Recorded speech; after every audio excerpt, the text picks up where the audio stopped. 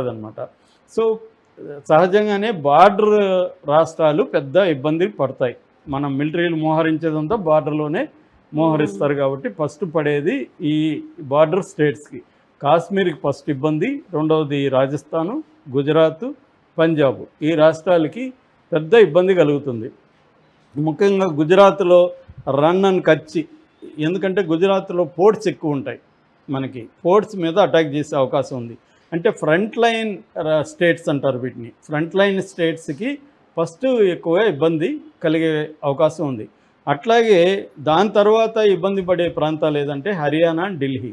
హర్యానాలో కూడా ports, air bases ఉన్నాయి. ఢిల్లీ క్యాపిటల్ సిటీ కాబట్టి ఢిల్లీ మీద కూడా పడుతుంది. సో ఫస్ట్ అవి. తర్వాత న్యూక్లియర్ బాంబులు లేకపోతే పెద్ద మిసైల్స్ వేయాలంటే ఇంపార్టెంట్ సిటీస్ ఇవి.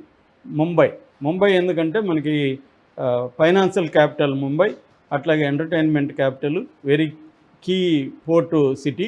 సో దాని మీద అటాక్ జరుగుతుంది. అట్లాగే బెంగళూరు, హైదరాబాదుల మీద కూడా, ఎందుకంటే బెంగళూరు, హైదరాబాదు స్ట్రాటజిక్గా మిలిటరీ బేసెస్ ఉన్నాయి, కంటోన్మెంట్స్ ఉన్నాయి.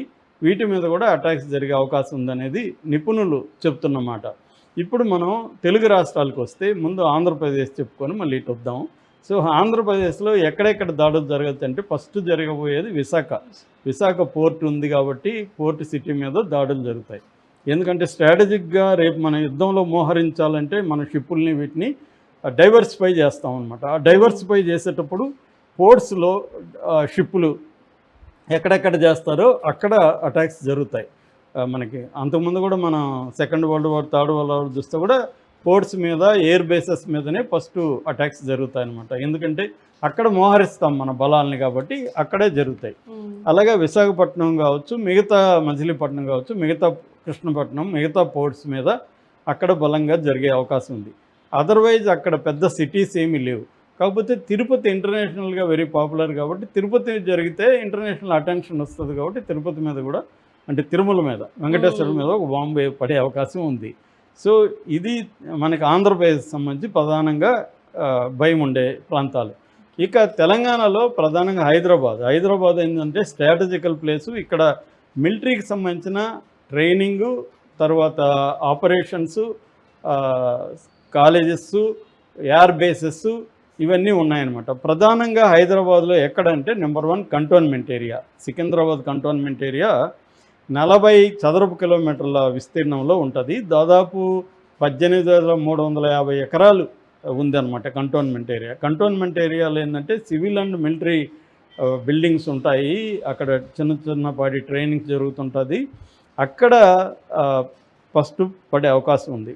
రెండోది DRDO labs, defence research and development organisation labs Kanchanbagh. DRDO మీద పడుతుంది. ఎందుకంటే మిలిటరీకి సంబంధించిన టెక్నాలజీని అందిస్తుంది, సైబర్ టెక్నాలజీని అందిస్తుంది. సో దాని మీద కూడా బాంబు పడే అవకాశం ఉంది. అట్లాగే ఆర్డినెన్స్ ఫ్యాక్టరీ బోయిన్పల్లిలో ఆర్డినెన్స్ ఫ్యాక్టరీ ఉంది. అంటే ఎక్విప్మెంట్ కావచ్చు, మిలిటరీ వెహికల్స్ కావచ్చు, ఇవన్నీ ఇక్కడ తయారవుతాయి. సో దాని మీద పడే అవకాశం ఉంది. అట్లాగే ఆర్టిలరీ సెంటర్ గోల్కొండ ఆర్టిలరీకి సంబంధించిన ట్రైనింగ్ అవన్నీ అక్కడ ఇస్తారు. అక్కడ బాంబు వేసే అవకాశం ఉంది. రెండవది హకీంపేటలో ఎయిర్ఫోర్స్ స్టేషన్ ఉంది. ఈ ఎయిర్ఫోర్స్ స్టేషన్లో కూడా మనకు అక్కడ ట్రైనింగ్ ఆపరేషన్స్ ఇవన్నీ జరుగుతాయి. ట్రైనింగ్ అండ్ ఆపరేషన్స్ రెండు కూడా హకీంపేటలో ఉండే ఎయిర్ బేస్ స్టేషన్లో జరుగుతాయి. సో దాని మీద ఒక బాంబు పడే అవకాశం ఉంది. అలాగే మిలిటరీ హాస్పిటల్ బొల్లారంలో మిలిటరీ హాస్పిటల్ ఉంది, అక్కడ పడే అవకాశం ఉంది. మెహదీపట్నంలో గ్యారిసన్ ఉంది, అక్కడ పడే అవకాశం ఉంది. సో అట్లాగే మిలిటరీ కాలేజ్ ఉంది మనకి, అక్కడ ఎయిర్ బేసెస్ ఉన్నాయన్నమాట, అక్కడ పడే అవకాశం ఉంది.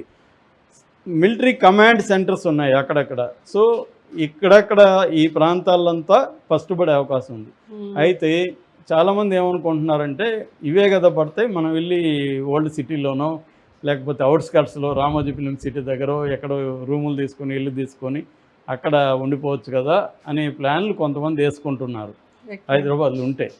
సో వీళ్ళకి ఇప్పుడు ఏంటంటే ఇక్కడ మనం గుర్తుపెట్టుకోవాల్సింది, ఒక బాంబు లేకపోతే ఒక మిసైల్ వేస్తే అక్కడ మాత్రమే ప్రమాదం జరుగుతుందా, పక్కన జరగదా అంటే చెప్పలేం. ఎందుకంటే ప్రెసిషన్ స్ట్రైక్స్ అంటారు. అంటే ఎక్కడేస్తే అక్కడ వరకే డ్యామేజ్ జరిగే విధంగా మిసైల్స్ కొన్ని ఉన్నాయి.